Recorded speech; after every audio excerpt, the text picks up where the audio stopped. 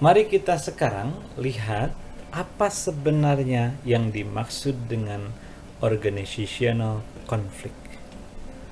Organizational conflict atau konflik organisasi adalah tiada lain tujuan, minat, atau nilai yang bertentangan menyebabkan individu atau grup yang berbeda saling menghalangi usaha yang lainnya.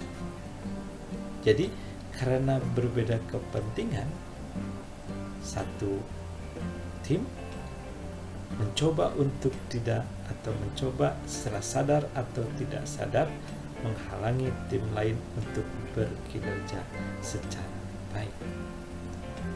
Contoh, kalau teman-teman tahu ada misalnya divisi produksi. Ingat, divisi produksi tentunya akan menghasilkan barang, bekerja untuk melakukan proses produksi. Orang yang melakukan proses produksi biasanya ya kalau diharapkan untuk menghasilkan barang akan dia kejar sesuai target. Tetapi kalau melebihi target kan sudah mulai turun semangatnya. Sisi lain, kalau tim marketing, mereka diberi insentif apabila mampu menjual barang melebihi target. Sekarang bayangkan kedua tim ini, tim marketing dan tim produksi. Jadi kalau tim produksi ingin memproduksi barang seadanya atau sebisanya, bahkan seminimal mungkin, tapi kalau orang marketing ingin menjual barang sebanyak-banyaknya. Kalau yang satu ingin sangat banyak, yang satu ingin sangat sedikit, tentunya orang marketing sama orang produksi akan berbeda kepentingan. Karena rentang yang begitu lebar dari target yang dituntut oleh stakeholder yang berbeda, konflik tidak dapat dihindarkan. Masih ingat stakeholder itu apa? Jadi stakeholder itu adalah pihak atau seseorang yang memberikan kontribusi potensi yang dimilikinya kepada organisasi dengan tujuan atau dengan target tertentu yang mereka inginkan. Sekarang stakeholder di perusahaan ataupun di organisasi itu kan ada customer, ada pemegang saham. Kalau customer tentunya kepentingannya adalah mendapatkan barang kualitas bagus tapi seekonomis mungkin, artinya dalam harga yang serendah-rendahnya. Tapi kalau pemegang saham tentunya ingin mendapatkan keuntungan yang setinggi-tingginya. Ini juga tidak bisa dihindari. Sehingga bagi manajemen ini adalah tugas berat agar bisa menyeimbangkan atau bisa memenuhi keinginan dari customer atau pelanggan dan keinginan dari pemegang saham di sisi lain. Dan itu harus diupayakan oleh mereka. Kemudian karena tekanan untuk menggali strategi alternatif yang harus dilakukan, jadi tidak ada satu organisasi pun yang sukses tanpa konflik. Jadi ketika menggali ide, menggali pendapat, tentunya akan ada selalu perdebatan, itu penting. Jadi kalau ada di organisasi Himasta atau organisasi mahasiswa lainnya, kalau tidak ada diskusi, tidak ada perdebatan, berarti sebenarnya itu kinerjanya dipertanyakan. Tetapi kalau ada diskusi yang konstruktif, diskusi yang baik, yang mendukung pencapaian target, itu yang bagus. Sehingga apa? Muncullah dinamika kelompok yang kita bahas sebelumnya. Sehingga apa? Sehingga semua orang bisa mengeluarkan ide pendapatnya. Semua orang bisa berkontribusi dan akhirnya organisasi bisa berkinerja dengan baik.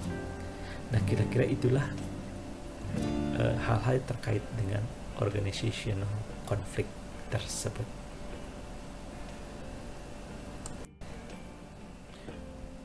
Teman-teman, berikut adalah jenis-jenis ataupun tipe dari konflik yang terjadi di organisasi. Apa saja? Yang pertama, interpersonal konflik. Ini adalah konflik antar individu secara pribadi di dalam organisasi. Ingat, organisasi adalah kumpulan orang-orang ya secara individu, dan dia mengkontribusikan ataupun memberikan segala potensi yang dimilikinya ke dalam organisasi untuk kemudian disinergikan aktivitasnya untuk mencapai kepentingan bersama. Setelah konflik yang bersifat antar individu yang bersifat pribadi, juga ada intragroup konflik. Kalau intragroup konflik berarti konflik di dalam grup antar anggota grup sebagai sebuah ikatan formal. Selain itu, ada juga yang disebut dengan intergroup konflik. Kalau intragroup ini di dalam kelompoknya antar sesama anggota grup, kalau intergroup konflik ini adalah konflik ataupun pertentangan yang terjadi di antara grup-grup yang ada di dalam organisasi. Selain itu, ada juga interorganizational konflik, artinya konflik di antara sesama organisasi. Jadi satu organisasi konflik dengan organisasi yang lain. Kalau mahasiswa, ya mungkin juga ada BEM dengan unit kegiatan mahasiswa yang lain gitu kan ya. Bisa jadi terjadi konflik. Bisa jadi ada konflik dari satu organisasi dengan organisasi lainnya. Nah, itu tergantung dari misalnya apakah ada benturan kepentingan, ada kepentingan yang berbeda gitu kan. Makanya tadi disampaikan, ketika ada perbedaan tujuan, nilai atau kepentingan, maka konflik itu bisa muncul. Sekarang kita lanjutkan untuk sumber dari konflik tersebut apa saja. Oke, jadi konflik dalam organisasi atau organizational konflik itu bisa bersumber dari beberapa hal. Yang pertama adalah incompatible goals and time horizon. Ini adalah ada perbedaan antara goals atau target dan jangka pandang atas waktu proses yang dilakukan. Yang kedua, ada overlapping authority. Yang kedua, ada overlapping authority atau ada tumpang tindih otoritas yang harus ataupun yang boleh dikerjakan. Yang ketiga, ada task interdependencies, artinya ada ketergantungan pekerjaan. Di contoh kita yang kemarin sudah saya sebutkan secara sederhana, orang yang menjahit itu akan bergantung kepada pekerjaannya orang yang memotong kain.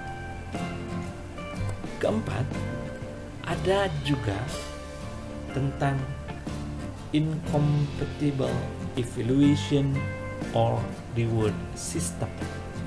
Ada ketidakcocokan antara sistem evaluasi yang dipakai dan sistem pemberian reward ataupun penghargaannya. Yang kelima, karena aspek scarce resources atau dalam istilah ekonomi yang kita kenal sebagai sumber daya yang langka. Semakin langka, semakin diperebutkan, konflik akan muncul. Ada juga karena status inconsistencies. Jadi ada statusnya yang tidak konsisten. Seperti apa? Mari kita bahas satu per satu.